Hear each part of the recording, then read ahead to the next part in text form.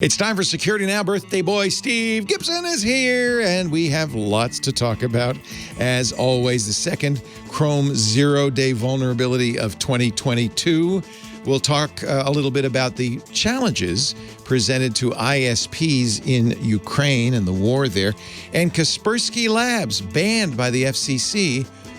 But should you stop using it? It's all coming up next on Security Now. Podcasts you love from people you trust. This is TWiT. This is Security Now with Steve Gibson, episode 864, recorded Tuesday, March 29th, 2022. Targeted Exploitation. This episode of Security Now is brought to you by Grammarly. Get through those emails and your work quicker by keeping it concise, confident, and effective with Grammarly. Go to Grammarly.com/securitynow to sign up for a free account. And when you're ready to upgrade to Grammarly Premium, get 20% off. And by NetFoundry. Make the security of the network entirely irrelevant by isolating your applications and data with open source embedded zero trust. Grab your free swag and free tier now by going to netfoundry.io/twit. And by Worldwide Technology and Fortinet. When was the last time your company updated your security strategy? Are your business assets protected? WWT combines strategy and execution to secure your organization and drive business outcomes. Visit wwt.com/twit to get started. It's time for Security Now with the star of the show, Steve Gibson. Hello, Steve. Hello, my friend. Well, we're wrapping up the first quarter of March. This is Security Now episode 864 for March 29th. And I am now 67 years old. A big thank you for all of the very thoughtful birthday wishes last week and over the weekend. Congratulations. I forgot to say happy birthday. Listeners, yeah. all were appreciated. I don't feel any different. I think maybe when I hit 7-0, that may have an effect, but still, everything still works, and I got lots of energy, so that's good. We're going to talk about targeted exploitation because Google has just suffered its second of the year zero-day vulnerability, and which is what we'll start talking about here in a minute, and it issued an out-of-cycle, everyone wants to call it an emergency patch, but, browser update, okay, and better sooner than later. But the first zero-day vulnerability, we now have, thanks to a report published by their threat analysis group, and a complete readout on what was going on with the first zero-day and its use in targeted exploitations. So, we've talked about it. We've talked about how it's not really that big a deal, but the opportunity to really take a look at exactly what one of these is, I thought, was too good to pass up. So we're going to start off looking at Chrome's second zero-day vulnerability of the year, which, by the way, makes it in better shape than it was this time last year.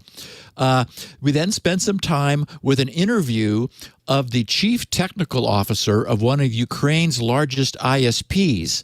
And we're going to learn about the challenges that he's facing as he, works to keep the internet available, but for only some of the people who are in country. We also have JavaScript's most popular package manager, NPM, that we were just talking about, once again under attack.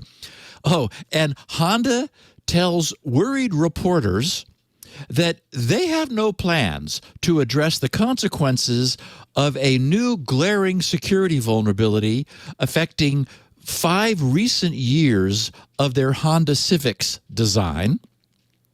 We can judge for ourselves.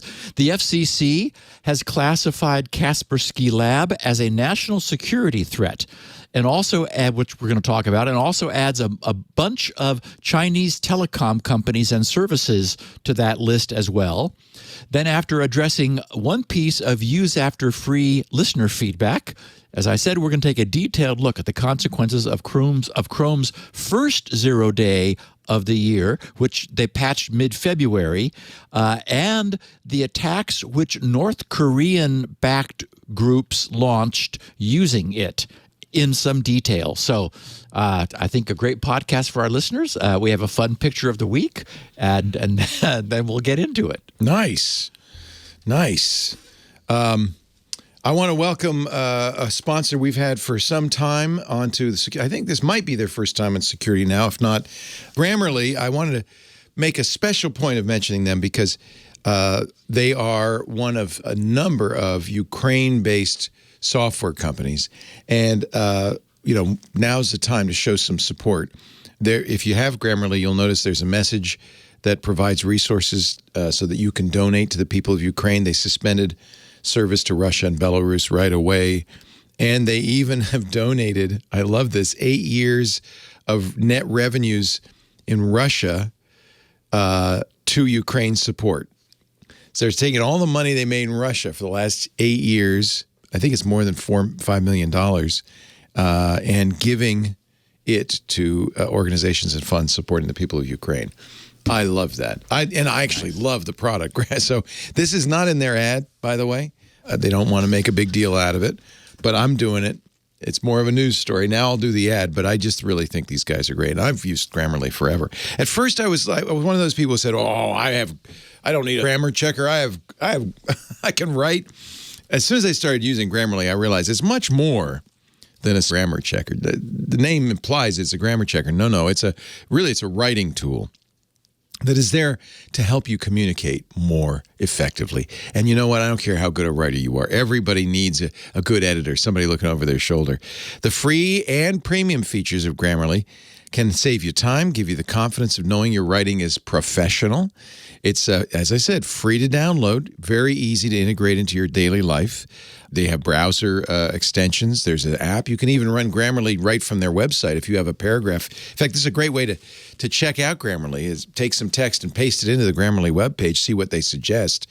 It works right in Gmail, so you can work more efficiently. But the thing about Grammarly I love, and Lisa's always, she is a big Grammarly user, because Lisa is a classic chief executive, my wife and our CEO, where she's got a lot to do. She's very busy. And sometimes her emails are very short, sweet, to the point, which I admire. One line, do this, fix this. Grammarly will say, you might want to say, please. You might want to soften that. And she's always grateful. She always says to me, oh, yeah, I guess that was a little brusque. And it's much appreciated. That's their tone detector. And by the way, you can use this for free in the free version of Grammarly. Helps you say what you mean in an appropriate tone, depending on how it's being used, so that your message isn't misinterpreted. A lot of times, because text doesn't communicate the nuances the way face-to-face expression does, it takes us a little while to get used to the idea that maybe people wouldn't understand. That's our sense of humor or whatever. There are premium tone adjustments, too. They go even farther to ensure you're being clear and assertive in your emails. That's not something Lisa has a problem with. It is something I have a problem with, where it says you might want to make this a little more clear, a little more pointed. You can persuade your audience with a confident and polished tone. It sometimes, for instance, will say, that's a little oblique, maybe a more decisive phrase would be better, and then gives you the phrase. And with one click, boom, it's in and you're done. Offers great word choices. Especially if you overuse a word, it learns and it says, you say that a lot. I have a word I use way too much called I use actually, and it's a terrible word. And thank you, Grammarly, like any good editor, says you might want to not use that this time. There's a full sentence rewrite part of Premium that helps you effectively convey your ideas, avoid miscommunications, avoid those long run-on sentences, rewriting them to be more clear, more to the point. They have clarity suggestions. They'll tell you what reading grade you're writing for. And by the way, all of this is tunable depending on what you're doing. If you're writing a tweet, that's a different process than writing an email, than writing an essay, a report. And Grammarly understands that and chooses the right terminology. It's just wonderful to have, being more concise, more confident, more effective, more professional. Grammarly. Right now, if you go to Grammarly.com/security now, you can sign up for that free account, get a lot of the benefits that way. If you're ready to upgrade, where you say, if you say, this is really working for me, you'll get 20% off just because you're listening to Security Now. So make sure you go to Grammarly.com/security now for that 20% off so they know you saw it here. It helps Steve. Grammarly. There's no E in Grammarly. Grammarly.com/security now. And, I think maybe we'll change the lower third to be gold and blue for the Ukraine colors because they are really they're a company I really support. I believe in them, and I like what they're doing. Grammarly.com/security. Now, picture of the week. So I got a kick out of this one. We have some techie guy. You can see he doesn't really have a pocket protector, but he's at least got a pen stuck in his pocket, and he's standing in front of his boss's desk, and he's reporting. He says, "Our devices are now 100% secure." And the boss looks up from his notes and says, "How did you do that?" And the employee says, "I turned them all off." Yeah, air gap them. That's the best way. Or just gap them. Gap them. Gap. Plug gap them. Yeah. Power gap. Just pull out the cord and just weather the storm. So, as I mentioned, we have a high severity 0-day vulnerability update for Chrome. Last Friday, Google pushed an out-of-cycle security update to address what they considered to be a high-severity vulnerability, and I'm glad they do because it could hurt people. It was being, they're using the traditional definition of 0-day, not Microsoft's weird one. This meaning it is actually being exploited in the wild. That is, they learned of it that way, and in fact, we'll find out about a little bit more about the way this happens at the end of this podcast. But when I was working with Chrome last night, it was at 99.0.4844.82. But when I went to go look, it goes, I got something. And so it went from .82 to .84. That's what this update required. And again, I'm always a little bemused by the fact that this was announced and made available on Friday. I used Chrome on Saturday and on Sunday and earlier on Monday. And it wasn't until I went to look that it said, I guess since you're looking, maybe I should give you the latest. So yeah.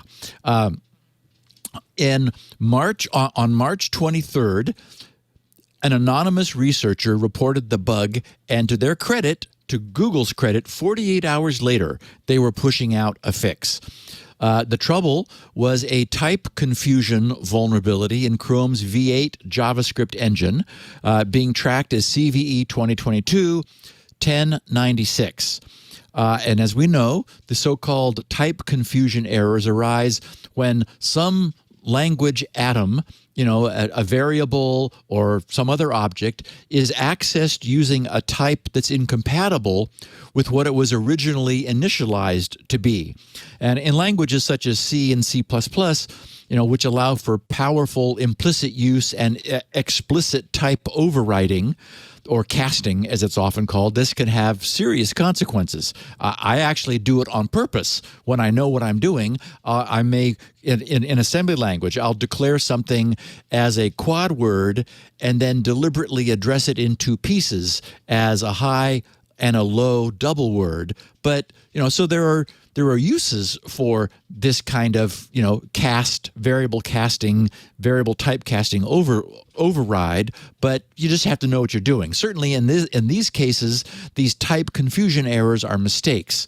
So, it is, as I said, it's possible for that for that to be used benignly and deliberately, but it can also be exploited by a malicious actor to perform, as was the case here, out of bounds memory access.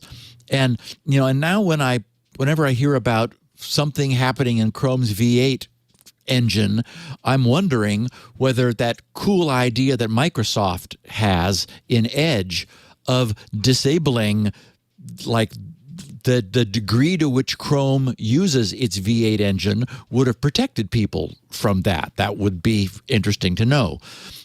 Anyway, Google's acknowledged that it was, as they said, quote, aware that an exploit for CVE 2022-1096 exists in the wild, unquote. But as usual, they offered no additional specifics because they figure, why should they?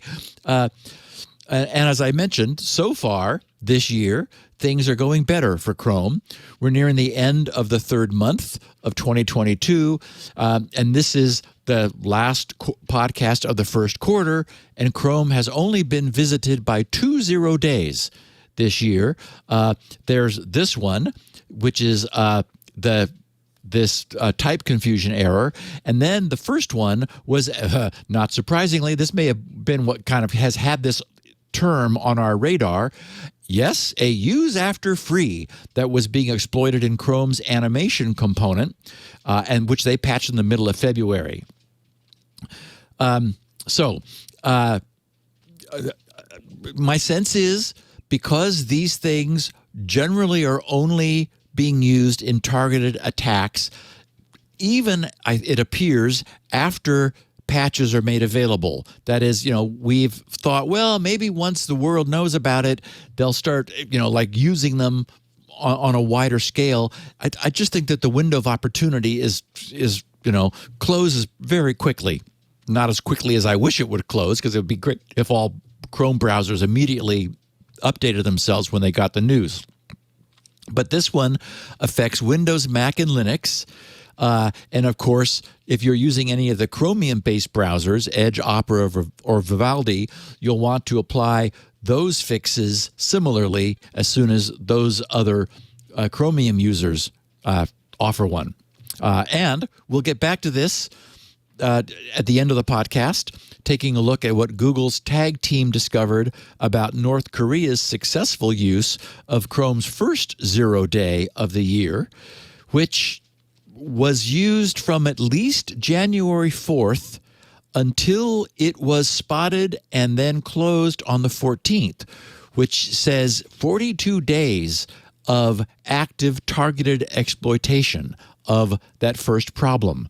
So, and I'm also going to talk a little bit about the benefit of raising Chrome's protection to its maximum setting, even though it comes at some cost of privacy. I imagine for many users it'll be worth doing. Okay. Prior to Russia's invasion of Ukraine, local officials warned that Russia might try to cut Ukraine off from the internet. But even as Russian tanks were rolling into the country on February 24th, subsequent attacks, to many people's surprise, didn't have a significant effect on the country's internet. Most of Ukraine's citizens were able to remain online. And following up on our recent report of Elon Musk activating Starlink's internet service over and throughout Ukraine, and then providing what was described as a truckload of satellite uplink stations. Some were questioning whether that would be it. Turns out he has followed through to deliver not only thousands more uplink stations, but now also solar battery systems. I guess an offshoot from his work with Tesla stuff. So the Starlink systems were financed by unnamed private sources, but we know that also both France and Poland contributed to the financing of Starlink to help Ukraine's connectivity. But as for Ukraine's traditional land-based infrastructure, analysts argue that Russian military may not be attacking that infrastructure because it needs the Ukrainian internet itself to stay connected to gather intelligence. Others say that Ukraine has managed to build a resilient infrastructure maintained by local ISPs. And that's also what the CTO of Ukrtelecom, which is a major provider of both mobile and broadband internet in the country, said shortly before Ukrtelecom suffered a massive cyber attack that dramatically curtailed its service. It's just coming out of it a day or two ago. It was a DDoS attack that grew in strength over time. And I thought that the timing was interesting, that he was boasting about how they're not having any problems, and then wham. And, even I learned the hard way that there's no upside whatsoever to bragging about not being DDoSed. Don't mention it. You were that way. You didn't want to talk about it. You didn't do anything about it. You just kind of kept it quiet, right? Well, and what I realized was, you and I did a number of podcasts where I'd look up and go, oh, well, GRC's off the net again. Right. Oops. It wasn't until I took down those pages, which I originally had up, that were detailing my own adventures with DDoS attacks, even though I wasn't bragging in them, really. I mean, I was just like talking about, this is what they are.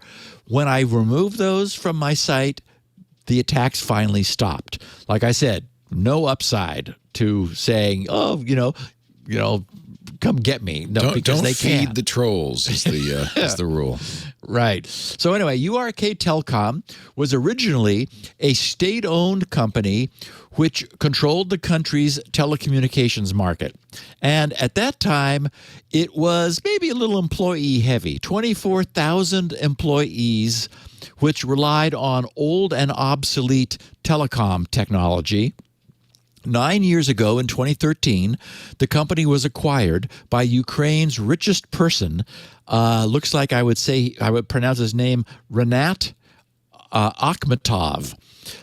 By 2021, the company had cut its bureaucratically oversized employee count in half and had, by 2021, 203,000 internet broadband users, bringing in a total of $33 million in annual revenue. So a nice size ISP operating in Ukraine.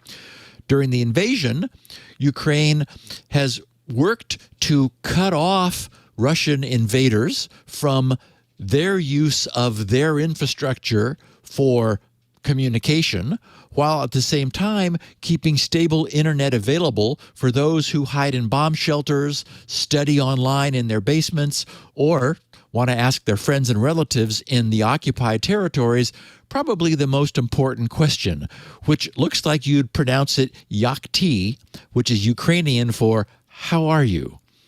Anyway, the company's CTO noted that this is the second war since Russia's 2014 invasion of eastern Ukraine. He said, "We learned a lot at the time, but this war is different. People are more united." In an online interview that he conducted with The Record,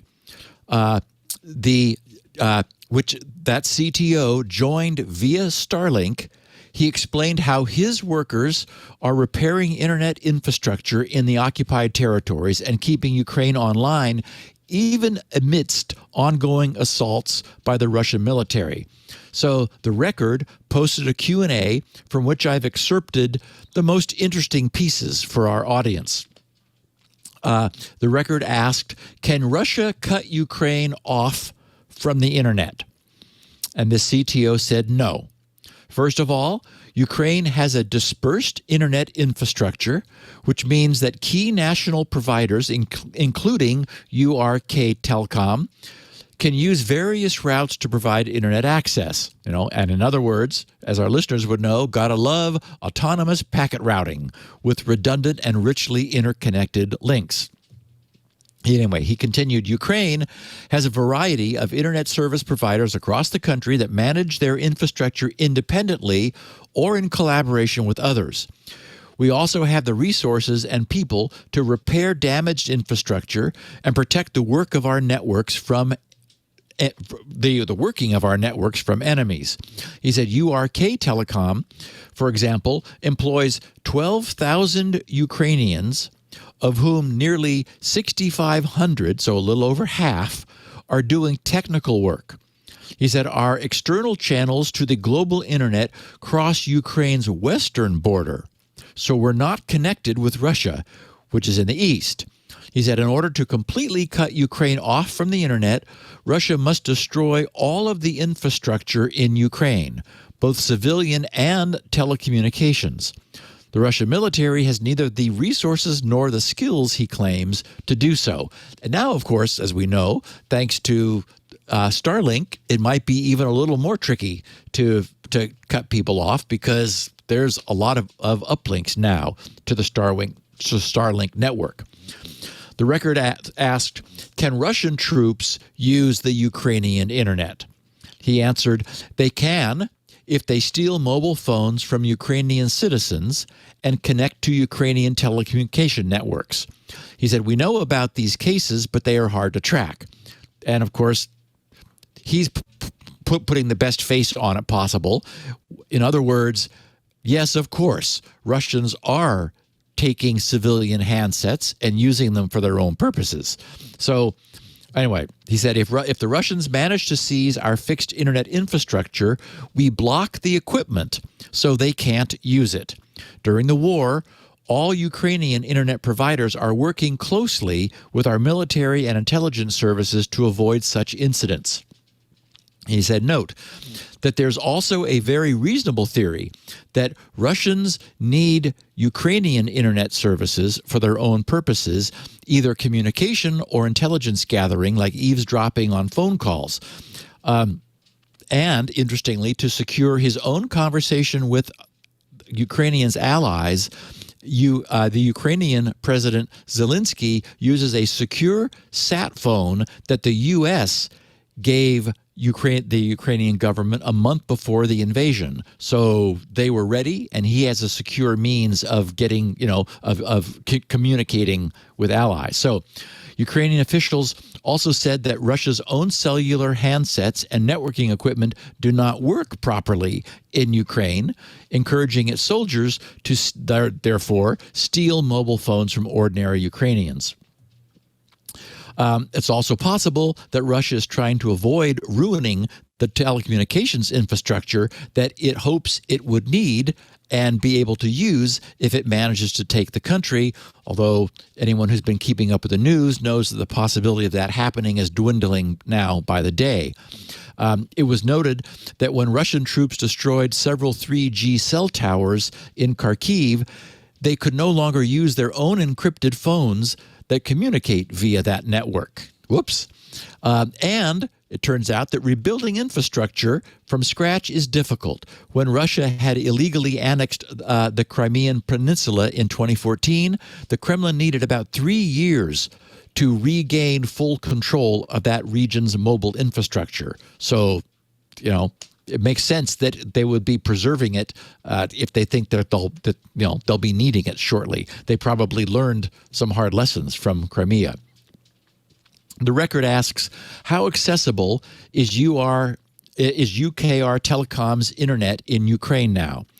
And the CTO said, as of March 25th, UKR Telecom's internet coverage stayed up to 84% of pre-war levels.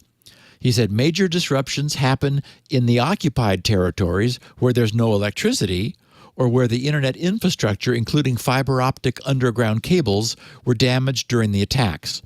He said our workers make heroic efforts to provide internet access even in besieged cities. They go to the front line a few times a day, while some of them live in their cars because they have to work around the clock. We know what it's like to provide internet during a war. He said we learned it in 2014. So we try to protect our workers from unnecessary danger. And he said also during the COVID-19 pandemic, we learned to control and manage our networks remotely, even from our home offices. We have network monitoring centers throughout Ukraine, which provide real-time data on the work of each node, station, equipment, communications channels, and quality of service. It's almost impossible, he said, to find these centers because they're distributed across the country and work through the cloud. And the last question, how do competing internet providers work during the war? And he said, before the war, competition in this market was fierce. But now, Ukrainian operators work as a team, not as rivals. We exchange information and resources and help each other repair damaged infrastructure. And the New York Times reported that some Ukrainian providers had been preparing ahead of the crisis by deliberately establishing fail-safe links with each other and setting up new backup network centers. The work of all operators is coordinated by a special department of the State Communication and Information Protection Service. Strong cooperation with foreign telecom operators also helps Ukraine to remain connected with the outside world. In the first days of the war, Ukrtelecom reported that it had lost about 30% of their external internet channels due to damaged infrastructure, but they now have 130% of pre-war capacity. So they've built up to even more than they had before. So anyway, that was, I thought, some interesting feedback from the CTO of one of Ukraine's primary ISPs who's working hard to keep Ukrainian citizens connected, while at the same time doing what they can to keep Russia and their attacking and occupying forces from using the same internet connectivity to further the Kremlin's goals. Once again, NPM is under attack. Analysts at the DevOps security firm JFrog, whom we've written about and talked about a number of times, recently blogged about their discovery of 218 malicious packages targeting the Microsoft Azure NPM scope. NPM, as we noted last week, is the Node.js package manager for JavaScript. JFrog's analysts immediately notified the NPM maintainers who removed the offending packages, 218 that they had found. JFrog's automated analyzers began alerting them to a set of packages that grew from an initial count of 50 to over 200. The unknown threat actors used typo squatting, and it's I'm not sure that I would use that term. That's what the tech press was reporting. I'll explain in a minute. But essentially a naming duplication attack by attempting to trick victims into using packages that have the same name as legitimate ones. Packages are able to reuse the same names due to NPM scoping, which I'll explain in a second. JFrog said, quote, "After manually inspecting some of these packages, it became apparent that this was a targeted attack against the entire @Azure NPM scope by an attacker who employed an automatic script to create accounts and upload malicious packages that covered the entirety of the @Azure scope. Currently," they wrote, "the observed malicious payload being carried by these packages are personally identifiable information, PII stealers. The attacker seemed to target all NPM developers that use any of the packages under the Azure scope with a typo squatting attack. In addition to the @Azure scope, a few packages from the Azure-REST, Azure-tests, Azure-tools, and CADL-lang scopes were also targeted. Since this set of legitimate packages is downloaded tens of millions of times per week, there's a high chance that some developers will be successfully fooled by the typo squatting attack." Okay, so the NPM documentation explains scoping as follows. They said, when you sign up for an NPM user account or create an organization, you are granted a scope that matches your user or organization name. So, @Azure, for example. You can use this scope as a namespace for related packages. A scope allows you to create a package with the same name as a package created by another user or organization without conflict.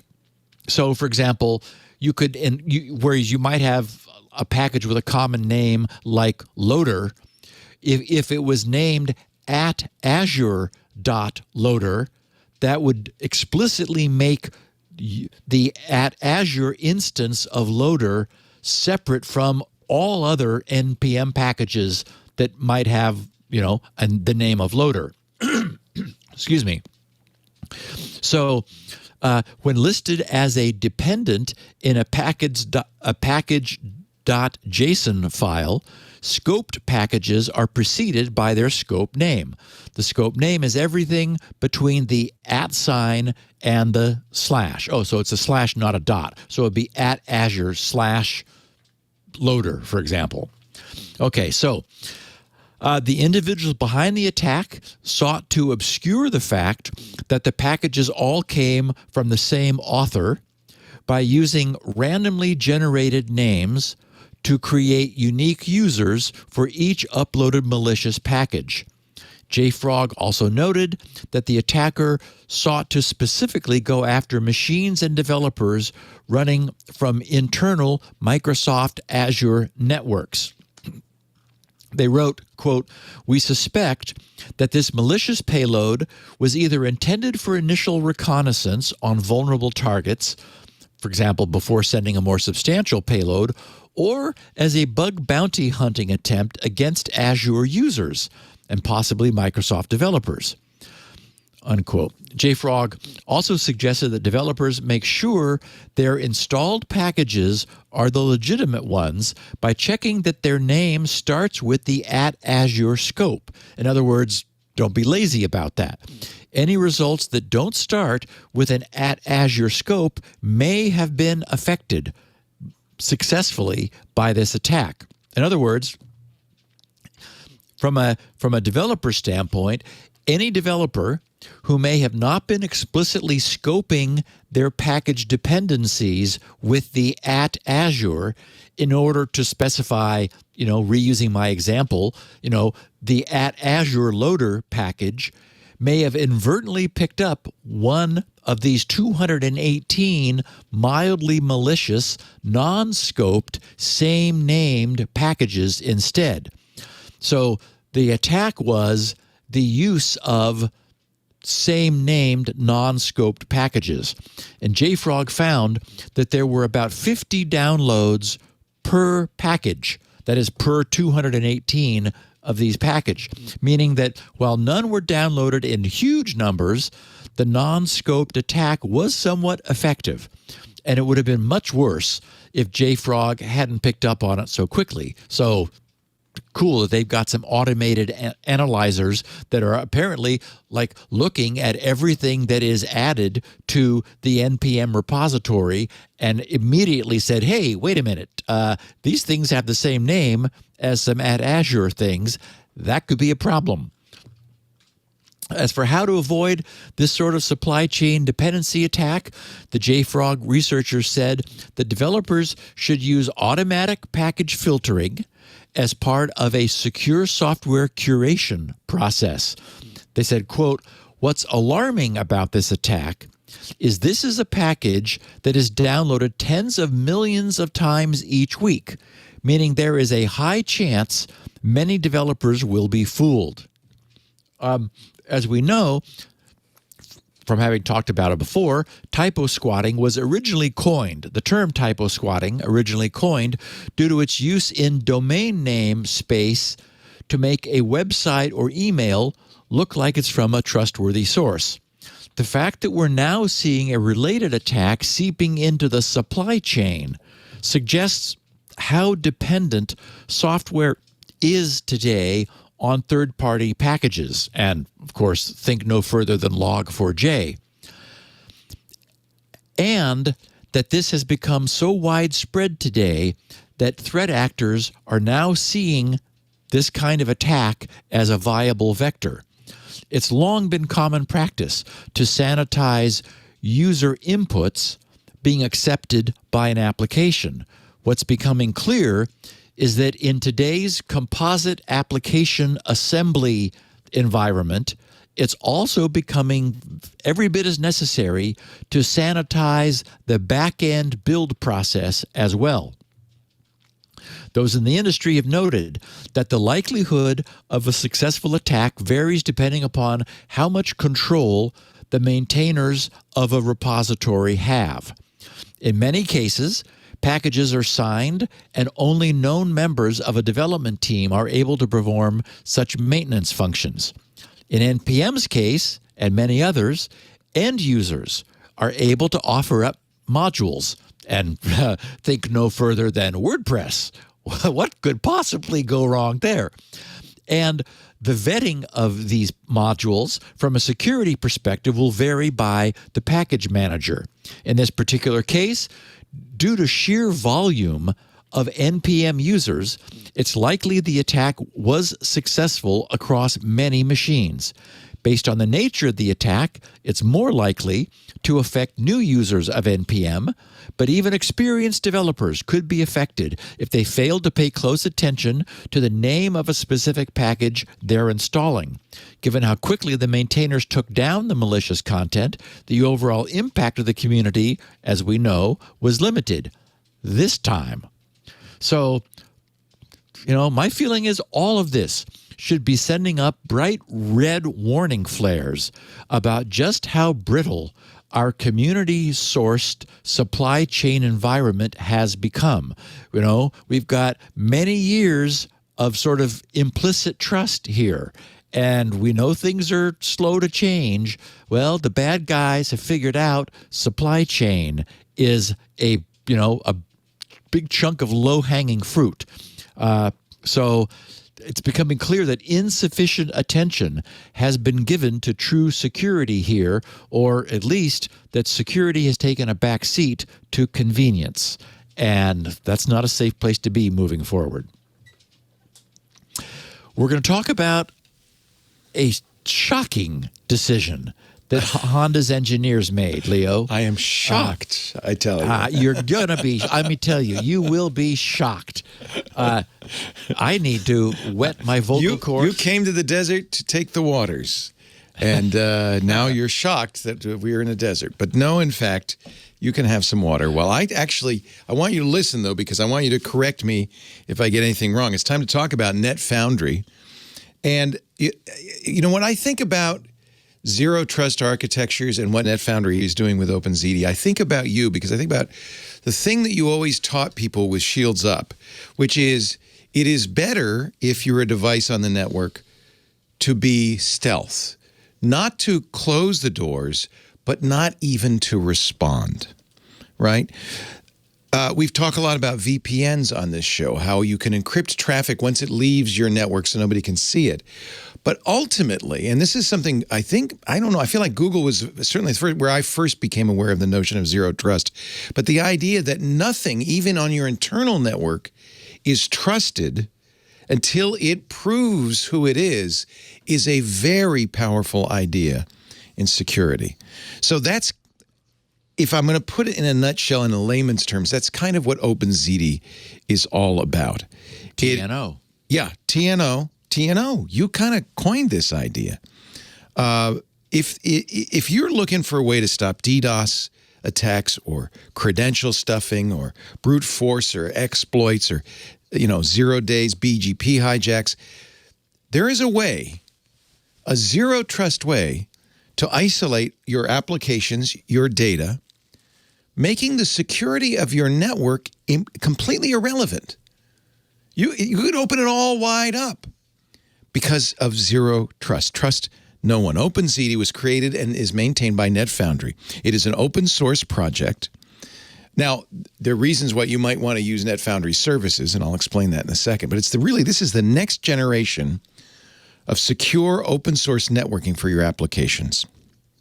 With OpenZD, you can spin up a truly private, zero trust overlay network across anything. You can do it in the app. You can do it on a device. You can do it on a cloud. You can do it internally. It's because it's open source. It's built on developer fundamentals that you will recognize of extensibility and flexibility and scalability.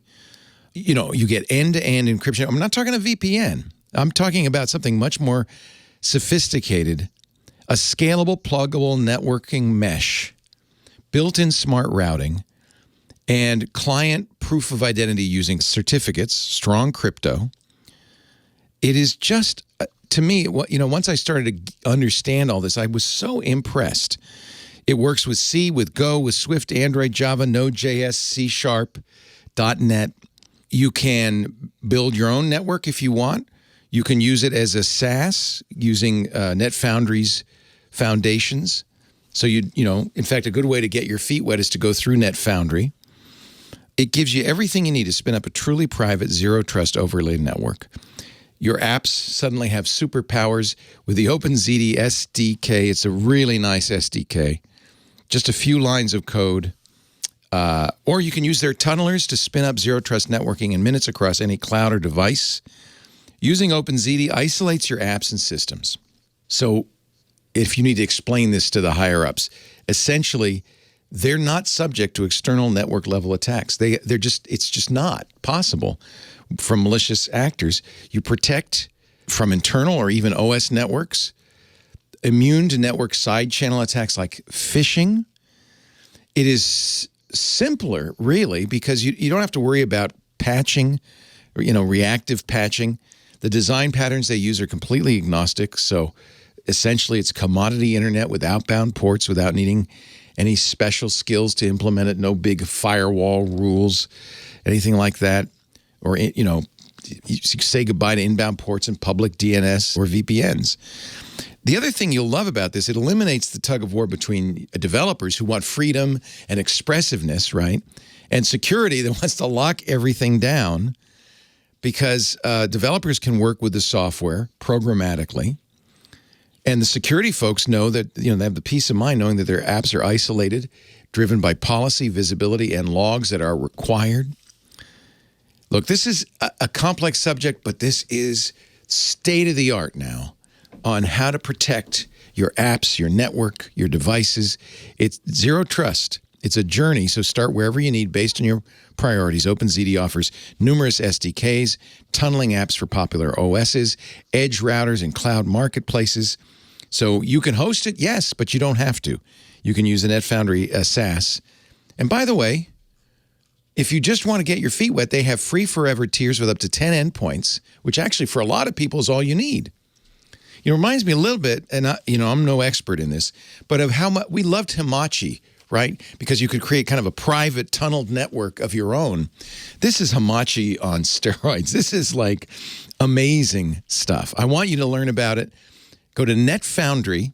Again, they created it, they support it, they maintain it. That's another thing. I think sometimes people go, I don't want to do it open source because, some guy in his mom's basement supporting them. No. You got a great company behind this doing a really fantastic job with it. If you go to netfoundry.io/twit, and please do that so they know you saw it here, netfoundry.io/twit. They've got some free swag. You can, get some stickers for your laptop or whatever, but also take a look at the free tier, up to 10 endpoints, free forever. It's open source, Apache 2.0. They've got fully programmable REST APIs for management. As I said, the SDKs are in any language pretty much that you'd want to use. It's incredible. You can do so much with it. It's so flexible, so expressive. I think you're going to really be impressed. And I know when you first say zero trust, you go, oh, no, that's for Google. No, it's not. It's for you. I want you to check it out. OpenZD. It's got a great name. NetFoundry.io, netfoundry.io/twit to learn more. We're really thrilled, actually, to have NetFoundry on the show because this is a solution that is superb, and it belongs right here on Security Now. Steve, fully hydrated. He's gone to Morocco, seeking the waters. Or Casablanca. He's in Casablanca, seeking the waters. What's next? So, it's been a while since we've talked about automotive vehicle security, or lack thereof. Okay, so first, our longtime listeners will recall our coverage of Sami Kamkar and his development of what he named the roll jam attack.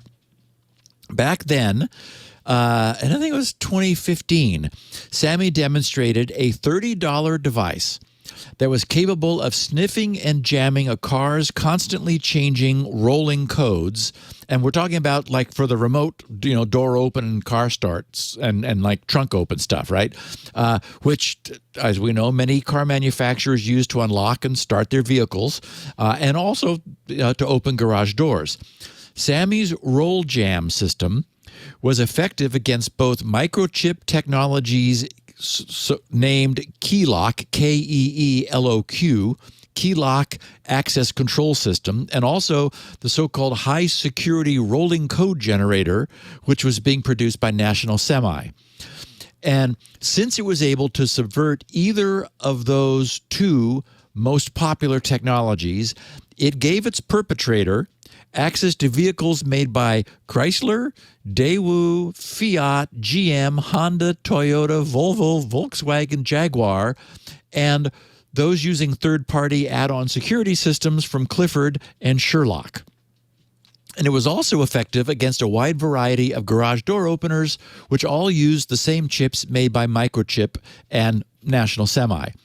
Okay, now, as we know, rolling codes are similar to the pseudo-random numbers produced by today's 6-digit one-time password, right? Or TOTP, time-based authentication systems. But those systems encrypt a sequential counter, that is the one-time, like the rolling codes, encrypt a sequential counter rather than a time-of-day clock. Both sequential counter and time-based systems are designed specifically, what they're used for is to thwart replay attacks. Unlike a password, which is inherently susceptible to replay attack. You get someone's password, you just use it, right? Not so with these one-time tokens. In the case of a counter-based scheme, a legitimate rolling code is valid only until it is received by the lock, which then advances its own internal counter to expire the code which it just received, which also prepares it to receive the next expected code. What Sammy demonstrated to the world back in 2015 was that the system was cute, but that it was not strong enough to stand up to an active attacker. And what Sammy came up with was kind of brilliant. His little $30 device would be placed somewhere near a locked car or garage. When its owner attempted to unlock their car, Sammy's gadget would receive and store the first code while also jamming its reception to block it from working. So the car's owner would think, and push the unlock button to try again. The second time, Sammy's device would again receive and block the reception of the second code. But then it would immediately forward the first code it had intercepted the first time, thus unlocking the car or opening the garage as its owner expected. The first code would work because the car or the garage door opener had been blocked from receiving it the first time, right? Which would leave Sammy's device holding the second and still unused code, which the receiving device would now be primed to expect, and which could then be used to place its owner's, in place of its owner's unlocking key, which I just think is so clever, And Sammy's been around a long time. He's done all kinds of cool hacks like this. Okay, so that was then. Way back in 2015, what lessons have been learned since? As it turns out, sadly, not nearly as much as we would hope. Some student researchers and their associates at the University of Massachusetts, Dartmouth, used a small assortment of off-the-shelf, widely available components to examine the signal being produced by Honda's vehicle unlock and remote start technology. They used the HackRF1 SDR, SDR, software-defined radio, with a laptop, an account on FCCID.io, and GQRX's SDR receiver software with the GNU Radio Development Toolkit. Just, basically just assemble the off-the-shelf pieces. What they discovered stunned them.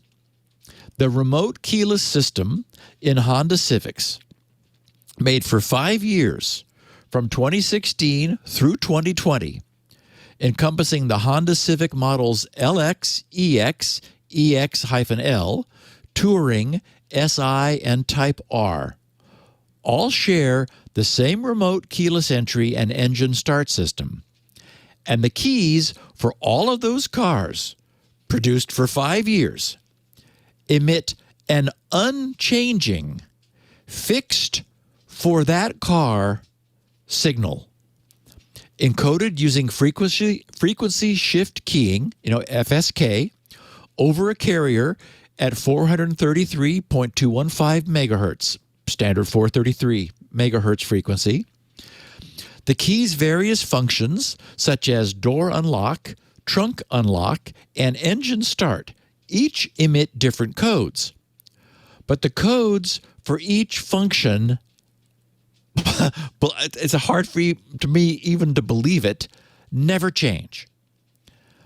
Okay, this means, and there are now multiple GitHub videos showing this, successful unlocking and starting of these Honda Autos can be achieved simply by replaying the same signals that were earlier produced by and recorded from the key. So, what we've had during the intervening years appears to be a significant drop in deployed vehicle security, presumably because nobody was looking and there was no one to hold vehicle manufacturers accountable. The multiple implications of this are obvious, I'm sure, to our listeners. If someone's key was found while they were at a party or at the gym or wherever, its various signals could be recorded, kind of offline, as it were, and then replayed at any later time forever to gain access to the vehicle and even to remotely start its engine. Well, remotely, meaning, outside of the car. Or the key's signal could be captured and recorded near the vehicle when the key is being used in, for example, an employee parking lot. And then the next day, when the vehicle is locked and unattended, it could be readily unlocked and entered. Unlike, for example, the use of a Slim Jim, one of those super thin, aluminum strips with a hook at the end used to unlock a car, which would make any thief quite conspicuous. Anyone watching a remote radio attack, even a police officer, would see the car unlock itself as the thief casually approached and entered the vehicle, and, reasonably assuming that the car's owner had just approached and entered. It would help if the thief goes, oh, oh, as he gets in. Just to simulate. Actually, I think the car probably makes that sound. It might, right? It would, because it doesn't know, does it? Yeah, it has no idea. It's the same signal that the key emits. Okay, despite this, a spokesman for Honda said they had no plans to update their older vehicles, even after researchers released their comparatively trivial proof of concept for this glaring design failure, also now known as CVE 2022-27254. When contacted and asked about this issue, Honda spokesperson Chris Martin said, "It is not a new discovery and doesn't merit any further reporting," unquote. Yeah, and please stop talking about it. Martin confirmed that, quote, legacy technology utilized by multiple automakers may be vulnerable to, quote, determined and very technologically sophisticated thieves, unquote.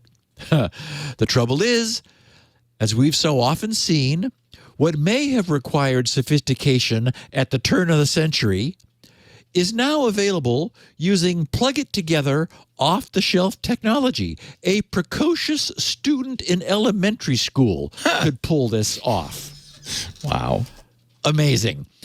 Honda's Chris Martin added that, quote, Honda has not verified the information reported by researchers. Yeah, and they don't want to. And continuing the quote, and cannot confirm if its vehicles are vulnerable to this type of attack. Honda has no plan to update older vehicles at this time, and there is no indication that the type of device in question is widely used, unquote. Widely used? Okay. How would there be an indication? You want thieves to voluntarily confess? Yeah, I did that. Worked great. Okay, one has to wonder whether Honda owners might get together in a large, dare I say, class and take some action about the fact that the security of the vehicles Honda has sold them as recently as 2 years ago is so readily compromised. Amazing. It's magic, right? You press the button and your car unlocks. How is this different from what we've talked about before? I mean, it's like way lower tech, Leo. Like before, you had to be like the car sent your key fob a signal, right? And then the key fob had to echo. This is just a blind transmission of a fixed code. It's like the remote control on your TV. Oh, that's terrible. It is awful. Is it only Honda? Does anybody else use this? That's a really good question. Because I doubt it. Honda is the only one, right? I mean, it's probably. Oh, boy. Yeah. I mean, it's just. Now, and the problem now is it's now public knowledge. It's getting a lot of press. Everybody knows it.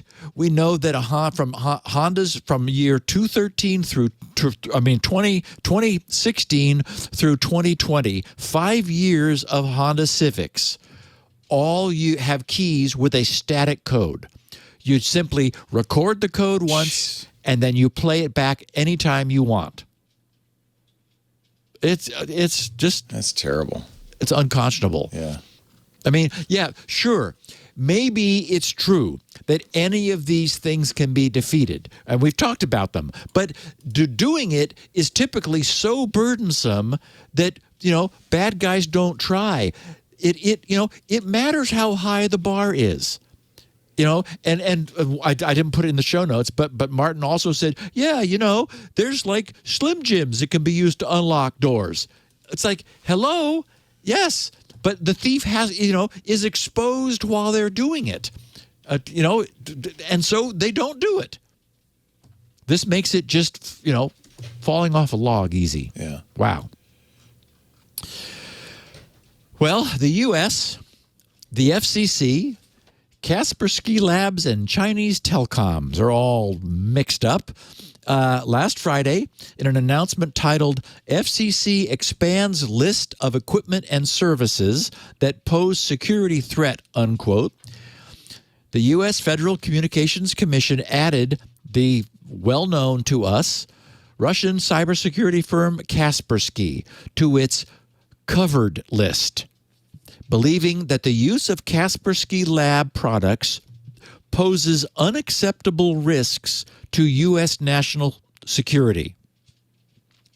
The coverage includes information, the Kaspersky's information security products, solutions, and services supplied by Kaspersky or any linked companies, including subsidiaries or affiliates. And the same day, last Friday, the HackerOne bug bounty program also terminated their relationship with Kaspersky. HackerOne's decision to disable Kaspersky's bug bounty program follows the news that Germany's Federal Office for Information Security, known as BSI, had warned companies against using Kaspersky products. The German regulator indicated that Russian authorities could force the AV provider into allowing Russian intelligence to launch cyber attacks against its customers or have its products used for cyber espionage campaigns. Just to be clear, this is all entirely without any precipitating evidence and only out of an abundance of caution. Kaspersky responded by writing, Kaspersky is disappointed with the decision by the Federal Communications Commission to prohibit certain telecommunications-related federal subsidies from being used to purchase Kaspersky products and services. This decision is not based on any technical assessment of Kaspersky products that the company continuously advocates for, but instead is being made on political grounds. Kaspersky maintains that the U.S. government's 2017 prohibitions on federal entities and federal contractors from using Kaspersky products and services were unconstitutional, based on unsubstantiated allegations, and lacked any public evidence of wrongdoing by the company. And there has been no public evidence to otherwise justify those actions since 2017, and the FCC announcement specifically refers to the Department of Homeland Security's 2017 determination as the basis for today's decision.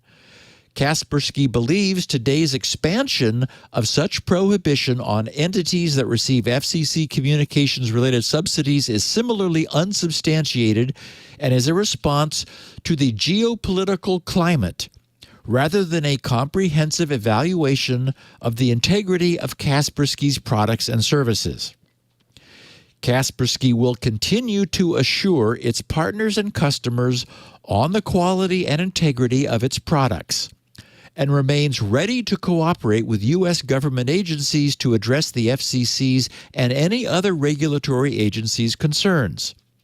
Kaspersky provides industry-leading products and services to customers around the world to protect them from all types of cyber threats, and it has stated clearly that it doesn't have any ties with any government, including Russia's.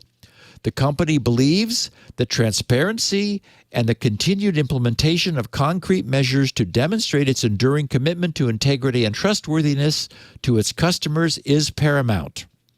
Unquote. Now, I completely agree that Kaspersky has never given us any cause to mistrust them. But that's not the question or the problem. That's a misdirection, I think, that misses the point. And they know what the point is.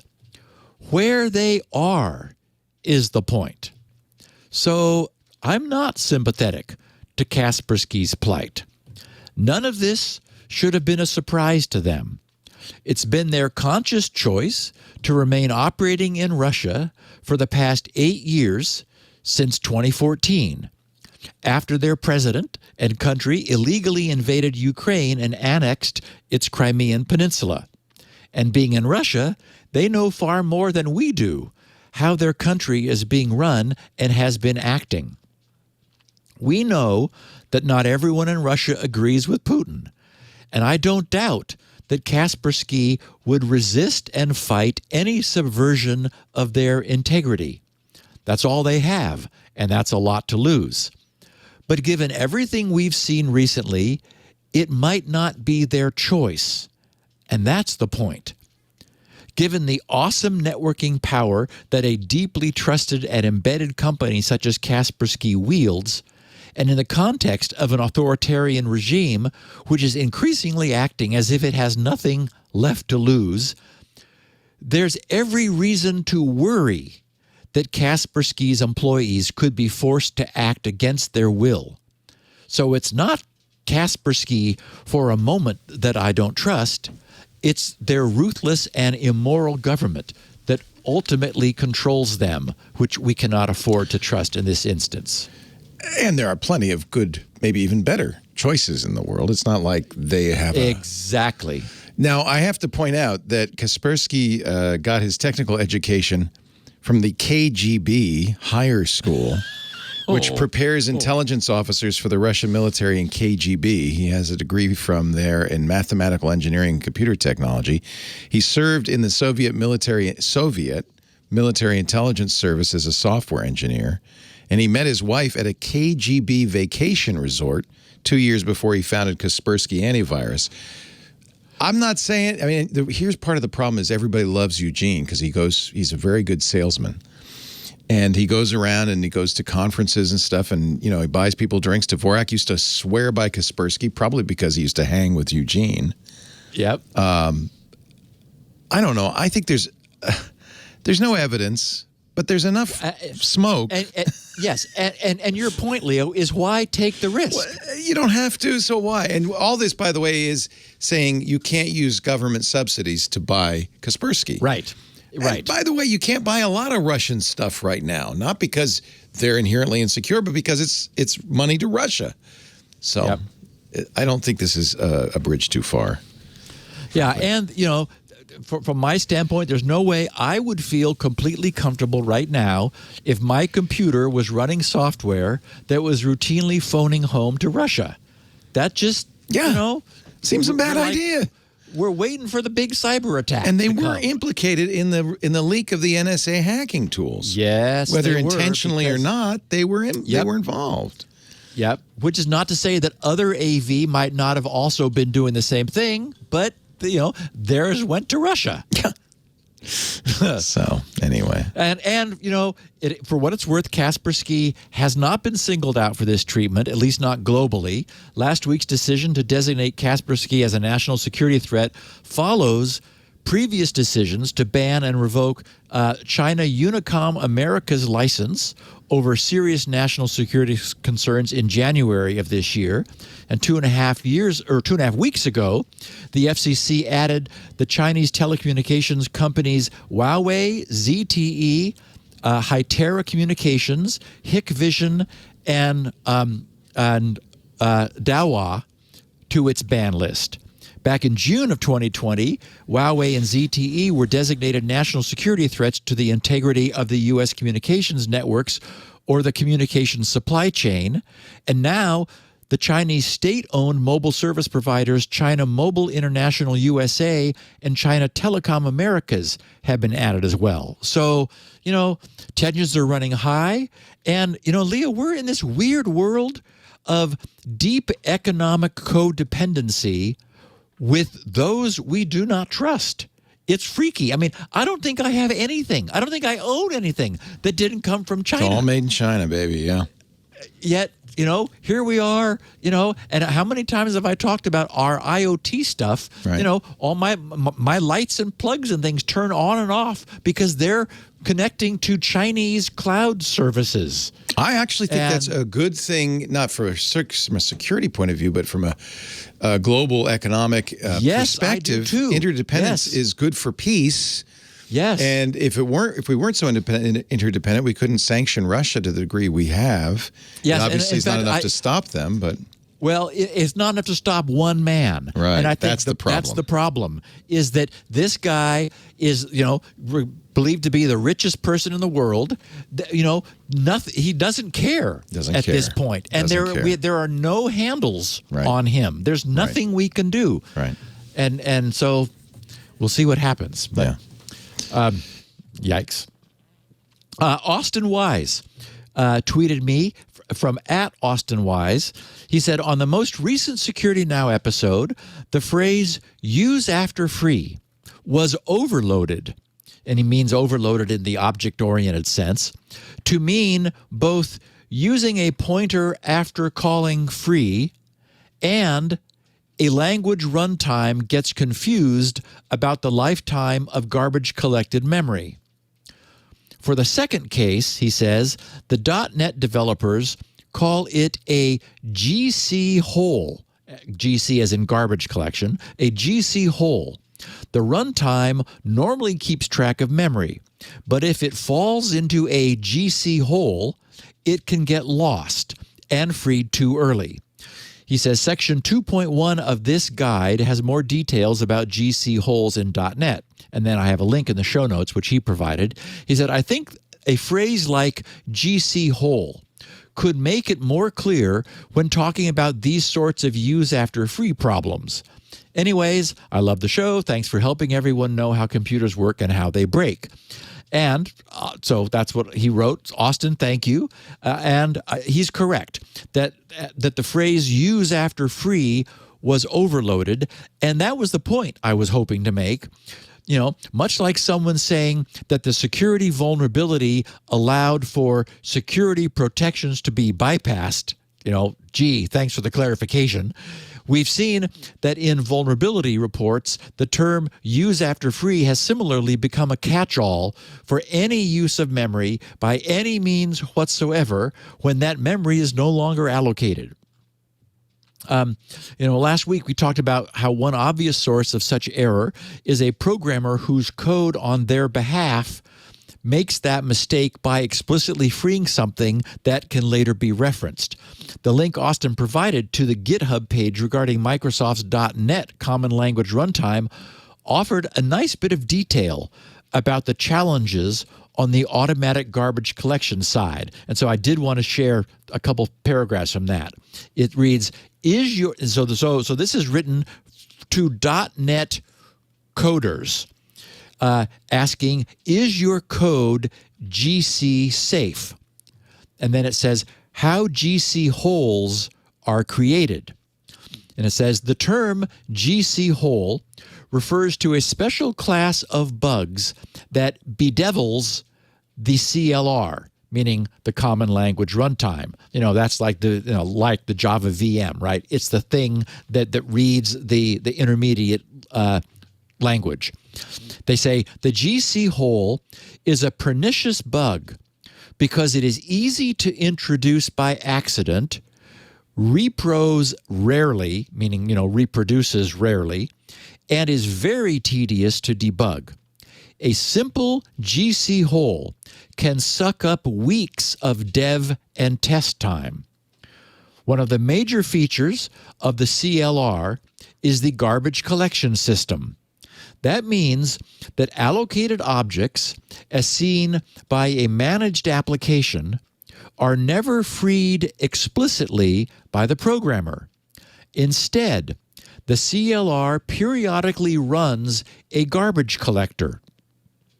The GC discards objects that are no longer in use.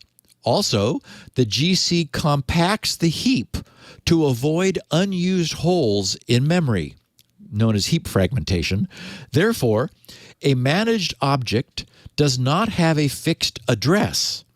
Objects move around according to the whims of the garbage collector.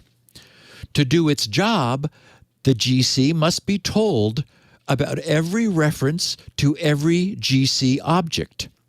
The GC must know about every stack location, every register, and every non-GC data structure that holds a pointer to a GC object. These external pointers are called root references. Armed with this information, the GC can find all objects directly referenced from outside the GC heap. With these objects may in turn reference other objects, which in turn reference other objects, and so on. By following these references, the GC finds all reachable live objects. All other objects are by definition unreachable and therefore discarded. After that, the GC may move the surviving objects to reduce memory fragmentation. If it does this, it must, of course, update all existing references to the moved object. Anytime a new object is allocated, a GC may occur. GC can also be explicitly requested by calling the garbage collect function directly. Garbage collections do not happen asynchronously outside these events, but since other running threads can trigger garbage collections, your thread must act as if garbage collections are asynchronous unless you take specific steps to synchronize with the garbage collection. More on that later, and don't worry, we won't get there. Finally, a garbage collection hole occurs when code inside the Common Language Runtime creates a reference to a garbage collection object, neglects to tell the garbage collector about that reference, performs some operation that directly or indirectly triggers a garbage collection, then tries to use the original reference. At this point, the reference points to a garbage memory, and the Common Language Runtime will either read out a wrong value or correct whatever that reference is pointing to. Whew. So I liked that just because it should give everybody a sense for how much machination is going on invisibly behind the scenes, and how excruciatingly easy it is for the automatic runtime garbage collector to get out of sync with the program's use of variables. I mean, the fact that people even tried to do this, to me, is mind-boggling. And yes, I am staying with assembly language, which has no garbage to collect. Hey, you said something earlier about typecasting in assembly language. You don't even have types, really. Yeah. Does the assembler respect types? And you could say this is... Yes. But it's really how big a register it needs, or like that, right? How much of the register it's going to use? And structures are types. Oh, yeah, okay. So a float you have to represent differently than an integer. And a 32-bit integer can be represented in a 32-bit integer and a 32-bit register. So sort of types. But okay, so for example, say that there's something that I want to refer to sometimes as a word and sometimes as a double word, just for like convenience. Right. Because, for example, so a word is 16 bits. Hardware dependent. Yes, a word is 16 bits, a double word is 32 bits. On x86. On x86. Yeah. So I really only want to use 16 bits, but I may want to load this thing into a 32-bit register. So what I'll declare, and I do this in SpinRite, is I'll declare something as a word using DW, declare word. Yeah. And then I'll have then I'll say 0, 0. So I'm actually declaring two words. Two, yeah. Which so I've reserved 32 bits, but the Intel instruction set is a little endian instruction set, so the least significant bytes come first, which means that I can refer to that location as a word, but I can also load it into a 32-bit register because that second word will be the high half of the 32 bits. Doesn't matter, yeah. Exactly, but in the assembler, if I try to use a move instruction, I'll say move, EAX, comma, and then the name of that variable. It'll complain because I've declared that as a word, and I'm trying to load it into a EAX. double word register. Yes. So what I can do is, well, actually, there is an instruction for 0 extending a 16-bit into 32, so I could do that. But I could also say move EAX, comma, D word pointer, and then the name. So what I've done is I've cast that, I've overridden the word sizeness of that, and said to the assembler, "Trust me, baby, I got this. This is a D word." And so the assembler doesn't complain. It says, okay, and it loads the 32 bits that are there. So it's really because the assembler is doing some type checking. Yeah, it is a strongly typed assembler. I would never have thought of that. I mean, are you using MASM still? What are you using? Yeah, MASM. Yeah. I'm still. So that's a feature of MASM. But I mean, if you're really hand coding assembly, you can do whatever the hell you want, right? I mean. Oh, and Leo, the microcode isn't doing type checking, Or is it? No, the microcode is not. It doesn't It's care. all in the. It's you all tell in me the to put assembly. that in the EAX register. I'm going to put it there. Yes, it's just an aid to the programmer, and I have to tell you, it's helped. It's caught me a number of times where I'll just like do something, and then I'll go, I go, oh, that's right, that's a word, and so it's very useful to have that. It's interesting. Yeah, I heard you say that, and I thought, wait a minute, how would you typecast an assembly? Well, you can. And Leo, we can take our break before we talk about targeted exploitation. Ooh, heavy-duty stuff. Let's talk about day in Chrome. WWT, Worldwide Technology, and Fortinet. WWT, as you, I'm sure, know, they're the enterprise hardware and software gurus. They offer security solutions and services to protect your businesses. And of course, as you know, if you listen to this show, the bad guys are constantly updating their strategy, constantly moving. I hope you are. WWT can help your organization prepare and combat those next-gen threats. Be ready for whatever comes down the pipe. You really do want to work with WWT. You need a company that has the vision, the services, the capabilities needed to deliver security controls to reduce the risk for your organization. But you also want a company, an enterprise partner that understands business. They're not technology for technology's sake. They know that whatever technology you use has to support your business, your strategy, your goals. And that's why it's a great partner for you, because they do that. They're business people themselves. They understand. They focus really hard. I know their executives are constantly learning, taking classes, training, talking to one another, talking to enterprise companies to really understand something that's evolving probably just as quickly as the bad guys, today's enterprise businesses. Enterprise technology is the bread and butter for WWT. Their team has the resources and the platforms, the hardware and the software to completely protect your organization. And with 3 decades of experience, they have proven track records to help you succeed. Whether you're the large healthcare organization that they came in and they did an analysis for, and because they wanted to move to electronic health record technology. Actually, this is from a reference on their website.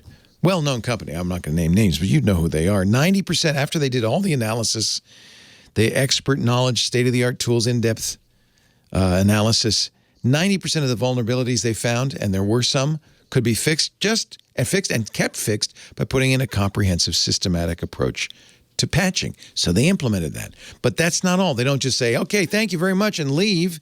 They stuck around to do skilled training and repetition for the employees and the staff to make sure it would always be secure. They're partners. That's the point. They're not just geeks.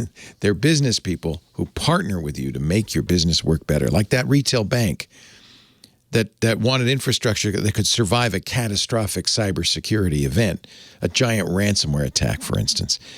WWT came in. Of course, they locked everything down, but they were also able to, just as a side benefit, reduce system outages by 40%. They reduced costs by 48% by automating infrastructure. WWT is a company that helps you holistically because they see your business as a business, not just a bunch of technologies. Risk management, endpoint security, network security, identity and access management, cloud security. WWT can help you in every area.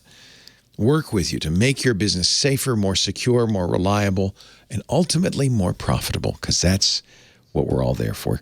Go see how WWT and Fortinet can protect your business assets, protect your intellectual property with the holistic security approach that works for today and for tomorrow.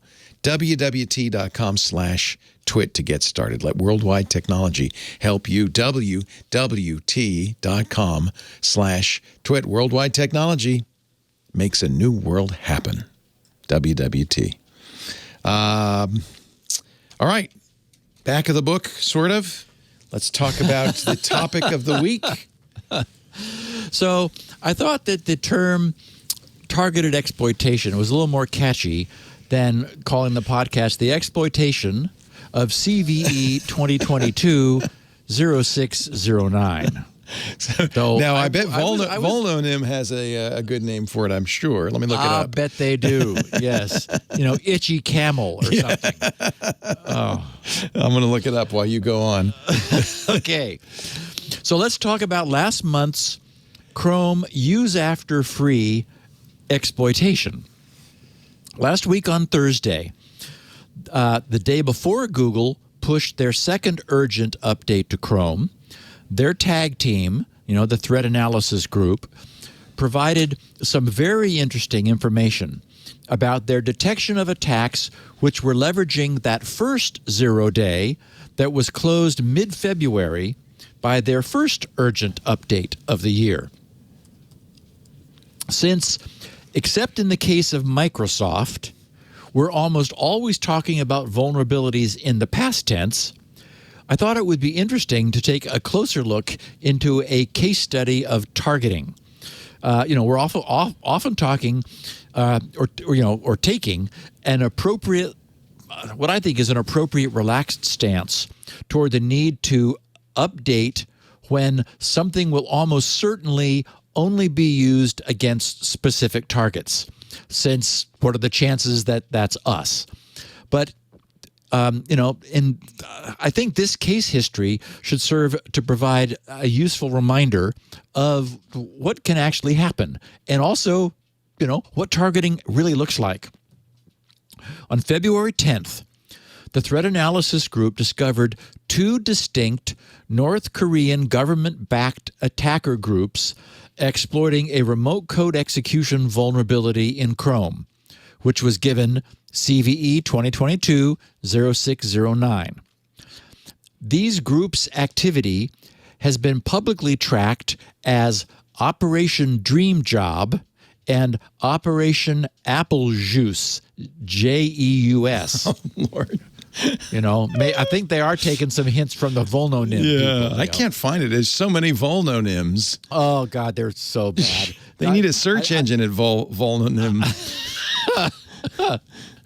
So we observed that campaigns targeting U.S.-based organizations, says Google, speaking of themselves, Google says, we observed the campaigns targeting U.S.-based organizations spanning news media. Here it is. Trollopian Bombdi. That's not any better. Trollopian Bondi. Oh, wait a minute. That's 2020-0609. Sorry, I got to get 2022-0609. Okay. Very confusing, I tell you. I'll keep looking. Okay. So Google observed the campaigns targeting U.S.-based organizations spanning news media, IT, cryptocurrency, and financial technology industries. They said, however, other organizations and countries may have been targeted as well. One of the campaigns has direct infrastructure overlap. No? They have no name for it. No name for it. I'm not Get going, Volnonym. Get off. And I'm still following that ridiculous thing. Oh, I do too. Every so often I look at what they're coming up with. It's just nuts. It's like, turn that off. They do, it turns out, have a search engine at volnonym.org. But they haven't named that. So, come on. This is a big CVE, dudes. Yeah. That's shocking. why we're talking about it. So they found out, Google found out about this on February 10th, patched it on February 14th of this year. So 4 days later, again, props to Google for responding so quickly. They said that the earliest evidence we have of this exploit kit being actively deployed is January 4th, 2022. So, of course, what happened was once they saw it and understood what was happening, they were able to look back in logs and realize, ooh, we didn't know what that was, but that was happening back as far back as January 4th. So in other words, 42 days that this was going on. They said, we suspect that these groups work for the same entity with a shared supply chain, meaning, malicious supply chain, hence the use of the same exploit kit. But each operate with a different mission set and deploy different techniques. They said it's possible that other North Korean government-backed attackers have access to the same exploit kit as well. In this blog, they said, we will walk through the observed tactics, techniques, and procedures, and we now have an abbreviation for that, right? TTPs, tactics, techniques, and procedures, share relevant IOCs, and that's indications of compromise, and analyze the exploit kit used by the attackers. In line with our current disclosure policy, we are providing these details 30 days after the patch release. In other words, we're sure by now this update is leaked out to all of instances of Chrome, so we can talk about it. The campaign, consistent with Operation Dream Job, targeted over 250 individuals working for 10 different news media, domain registrars, web hosting providers, and software vendors. In other words, they know who these people are, right? And we've talked in the past that Google will reach out and contact these entities when they identify them to say, you should know that maybe you clicked a bum link, and think about that. They said the targets received emails claiming to come from recruiters at Disney, Google, and Oracle with fake potential job opportunities. The emails contain links spoofing legitimate job hunting websites like Indeed and ZipRecruiter. Our sponsor. Wow. Yep. And note, I've got a screenshot of one of these emails, and so it's got the padlock, HTTPS, and the URL reads indeedus.org, which is not the legitimate domain for Indeed. But you might not know that. Exactly. It's close enough. Yeah. Exactly. Then it says /view job and then a big scrambly bunch of characters, which all URLs, as I was groaning about last week, have. So you get this, and it looks legitimate. I mean, indeedus.org. It's not indeed.com, but again, who would know? The email solicitation appears to be totally legitimate. I didn't actually read it, but I hope they have an English speaker in North Korea who's writing these. I'm sure they do. Anyway, victims who clicked on the links received by email would be served a hidden iframe that would trigger the exploit kit. And remember, normally you can click on things that are, it's because, our browsers are not designed to be vulnerable. So it's when there's a mistake, which the bad guys have leveraged, that clicking on something gets you in trouble. But clicking on something is required almost all the time in order to make something happen. So victims who clicked on the email links would be served a hidden iframe that would trigger the exploit kit. Attacker-owned fake job domains were DisneyCareers.net, find-dreamjob.com, Indeedus.org, VarietyJob.com, and ZipRecruiters.org. So it's really close. It's really close. Yeah. And ZipRecruiters.org. Plural, though, not singular. So that's the... Exactly. Yeah. And once again, it's like it's enough that you even that's typo squatting right there. Yes. Even if you were to scrutinize the URL, you go, okay, yeah, ZipRecruiters.org. That looks good. So they said a North Korean group whose activity has been publicly tracked as, this is the other one, Operation Apple Juice, targeted over 85 users in the cryptocurrency and financial tech industries, leveraging the same exploit kit. This included compromising at least 2 legitimate financial tech company websites and hosting hidden iframes to serve the exploit kit to visitors. So you could go to a legitimate fintech website and get hit by this.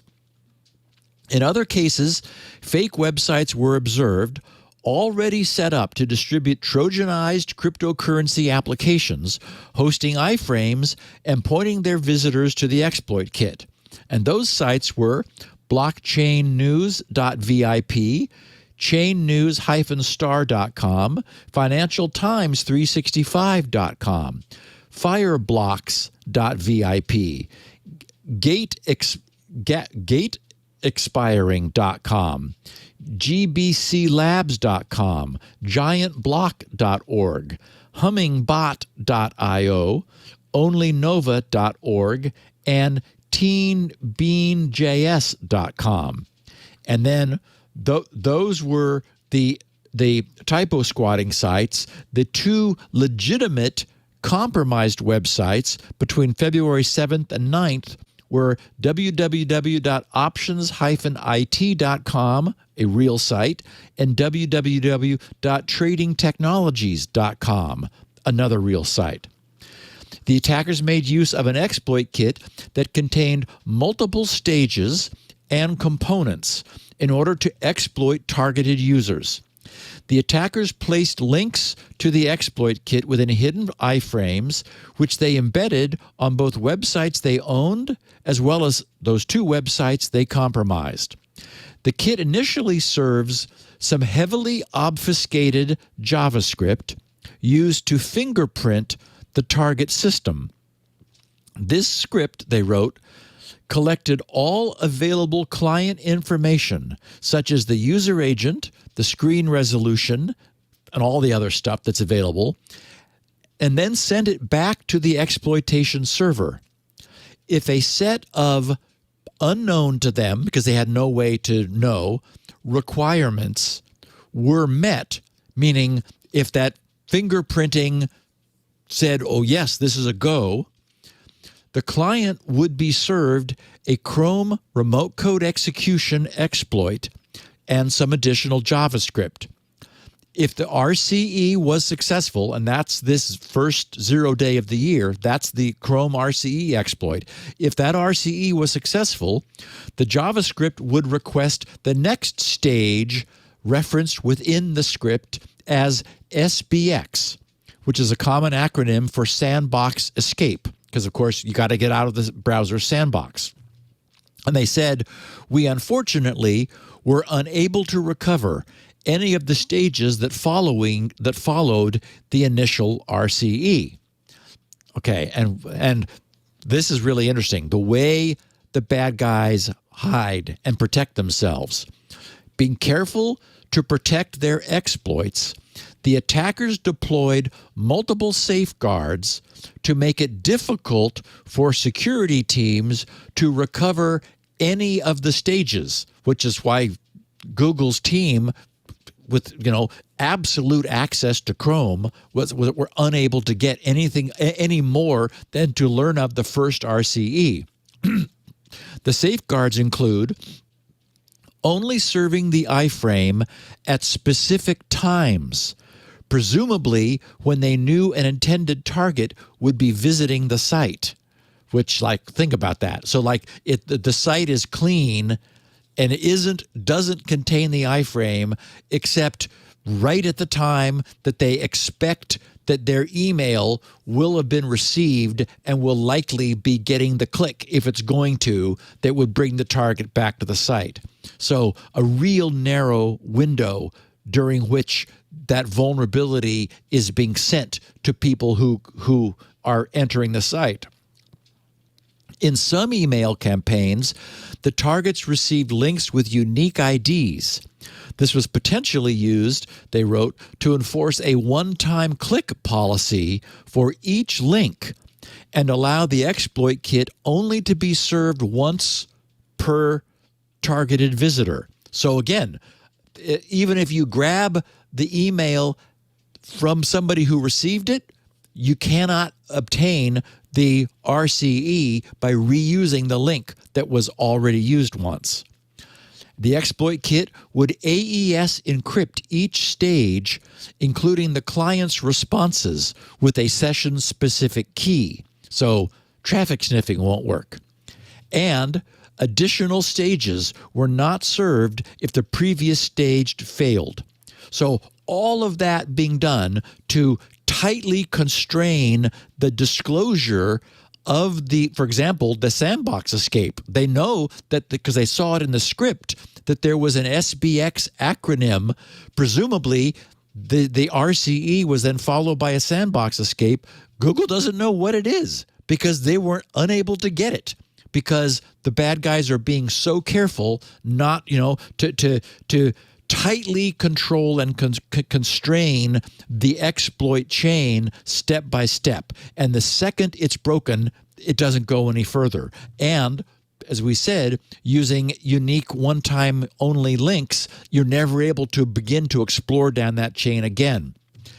They said, although we recovered a new Chrome RCE, we also found evidence where the attackers specifically checked for visitors using Safari on Mac OS or Firefox on any OS and directed them to specific links on known exploitation servers.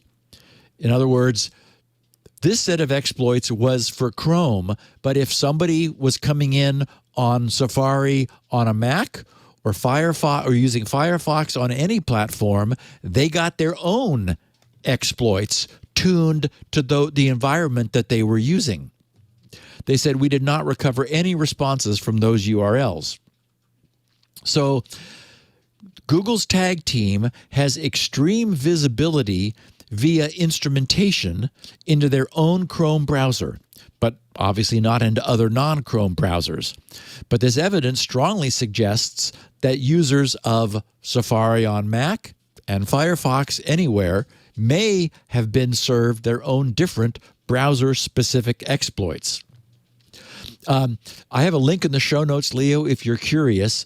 It's what VirusTotal thinks of the exploit kit that Google discovered.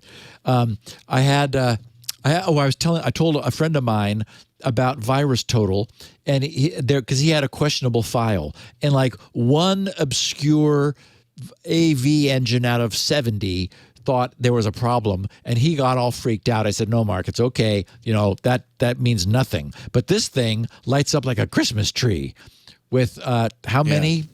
They said 25 out of 59. Yeah. If you ever see 25 AV engines thinking that there's something wrong, don't proceed. Kaspersky got it. So did Microsoft. Yep. Yeah. The attackers made multiple attempts to use the exploit. Now, this is interesting, too. The attackers made multiple attempts to use the exploit days after the vulnerability was patched on February 14th. And Google says, which stresses the importance of applying security updates as they become available. Well, I'm here to tell you, I keep complaining about this. I was using Chrome days after this thing was patched, and my Chrome wasn't patched. It didn't patch itself until I went to look. At some point, with Firefox, whenever Firefox gets updated, it says you can't use this, restart. Yeah. But Chrome doesn't do that, huh? That's weird. Now, my Chrome usage, I have Firefox open statically. I generally start and stop Chrome multiple times through the day. It should update. So you'd really think it should. But it always is the case. When I look, it goes, we got something. It's like, well, it would have been nice if you just did that for me. Yeah. So protecting our users, they said, as part of our efforts, and this is something I wanted to share, as part of our efforts to combat serious threat actors, we use results from our research to improve the safety and security of our products. Upon discovery, all identified websites and domains were added to safe browsing to protect users from further exploitation. So that's one good thing that was done. So that means even if my Chrome hadn't updated itself, safe browsing would have protected me if my unsafe Chrome had tried to go to any of those places.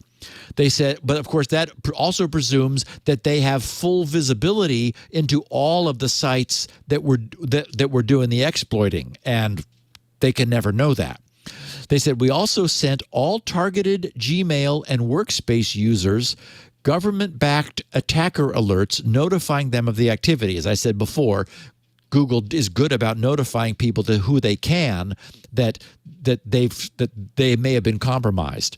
They said, we encourage any potential targets to enable enhanced safe browsing for Chrome and ensure that all devices are updated. They said, TAG is committed to sharing our findings as a way of raising awareness with the security community and with companies and individuals that might have been targeted or suffered from these activities. We hope that improving understanding of the tactics and techniques will enhance threat hunting capability and lead to stronger user protections across industry. So let's talk about enhanced safe browsing. We mentioned it before in passing, but I want to take this opportunity to talk about, Google's what they're doing. They said in 2020, we launched enhanced safe browsing, which you can turn on in your Chrome security settings with the goal of substantially increasing safety on the web. These improvements are being built on top of existing security mechanisms that already protect billions of devices. Since the initial launch, we have continuously worked behind the scenes to improve our real-time URL checks and apply machine learning models to warn on previously unknown attacks. As a result, enhanced safe browsing users are successfully phished 35% less than other users. Starting with Chrome 91, we will roll out new features to help enhance safe browsing users better choose their extensions, as well as offer additional protections against downloading malicious files on the web. Okay, so let's see, is there anything good here? Yeah. Every day, millions of people rely on Chrome extensions to help them be more productive, save money, shop, or simply improve their browser experience. This is why it's important for us to continuously improve the safety of extensions published in the Chrome Web Store. For instance, through our integration with Google Safe Browsing in 2020, the number of malicious extensions that Chrome disabled to protect users grew by 81%.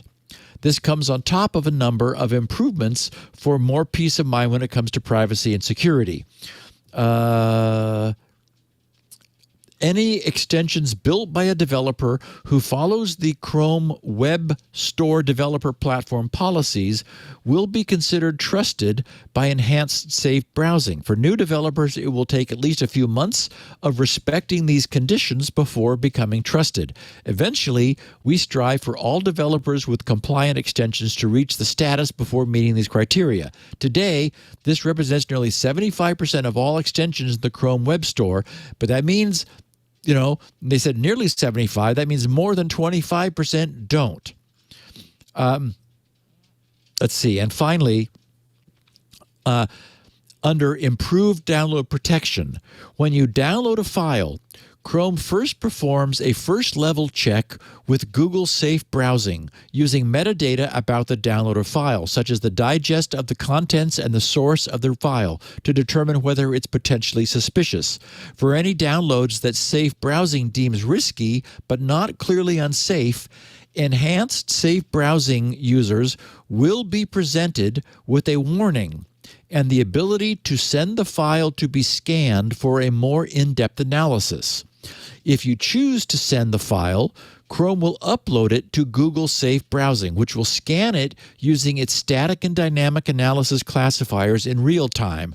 After a short wait, if Safe Browsing determines the file is unsafe, Chrome will display a warning. As always, you can bypass the warning and open the file without scanning. Uploaded files are deleted from Safe Browsing a short time after scanning. Okay, so under Chrome's three-dot menu, you go to Settings in the drop-down menu. Then on the left of the page, you'll see Security and Privacy. Click on that. Then click on Security in the middle.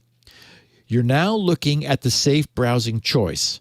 If you want it, as I would and do, simply click the Enhanced Protection button to enable Google's useful, and I named it here, Big Brother Overwatch feature set. it is that. If you do this, then some of your surfing is being sent back in real time to Google for their verification. Well, the way I use Chrome, there's nowhere I'm going that I'm embarrassed for Google to know about. And so, and I mean, as the host of this podcast for so many years, I'm becoming increasingly circumspect about the internet and about what's going on out there. And so sometimes I'm looking for a DOS Ethernet driver for some motherboard's onboard Ethernet for working on SpinRite in order to do network debugging. And so I'm going to some websites that look a little sketchy that are trying to get me to download we'll check all your drivers for free. Yeah. It's like, no. Yeah. And so I'm happy to have Google, watching where I go and making sure I don't step in something that I'll regret later. So I think our listeners probably fall into two categories. One is I don't want anybody watching me feeding anything back to the mothership. There are other users who probably think, yeah, I need the help. So I just wanted to make sure everybody knew that this enhanced browser protection is available. You can turn it on. I run with it on, and I'm glad. Yeah. Yeah. No, I think that's – and a lot of browsers use Google's protection. They actually use that service. It's a service you can use in your browser. So, no, I think that's a good public service. Absolutely. Speaking of public services, you're the man. Thank you so much, Steve Gibson. Yet another fabulous Security Now. This is a show we do every Tuesday. It's kind of a must-listen for a lot of people every week. We're about 1:30 Pacific, 4:30 Eastern, 20:30 UTC. If you wanted to watch or listen live, you could at live.twit.tv. If you're watching live, chat live at irc.twit.tv or in our Club Twit Discord. There's a lot of conversation going on in both places. After the fact, on-demand versions of the show are available from Steve directly at his site, grc.com. He has 16 kilobit audio versions for the bandwidth impaired, the normal 64 kilobit audio, and transcripts carefully crafted by Elaine Ferris. All that at grc.com. While you're there, pick up SpinRite 6.0, the world's finest mass storage maintenance and recovery utility, soon to be 6.1. Steve's working hard on that. You'll get a free upgrade if you buy now. grc.com. We have the show at our website, twit.tv/SN. There's a YouTube channel dedicated to it. And, of course, you can subscribe free in any podcast client, get it automatically the minute it's available. I think a lot of people collect all the episodes, all 864 of them. It's too bad you can't put that on your bookshelf. I know they do because I watch it happening in my server's bandwidth. Yeah, the old ones. I want them all. Yeah. That's awesome. We will be back next Tuesday, Steve. I hope you will, too. Thanks for being here. We'll see you next time on Security Now. Bye. The world is changing rapidly. So rapidly, in fact, that it's hard to keep up. That's why Micah Sargent and I, Jason Howell, talk with the people making and breaking the tech news on Tech News Weekly every Thursday. They know these stories better than anyone, so why not get them to talk about it in their own words? Subscribe to Tech News Weekly, and you won't miss a beat every Thursday at twit.tv. Security Now.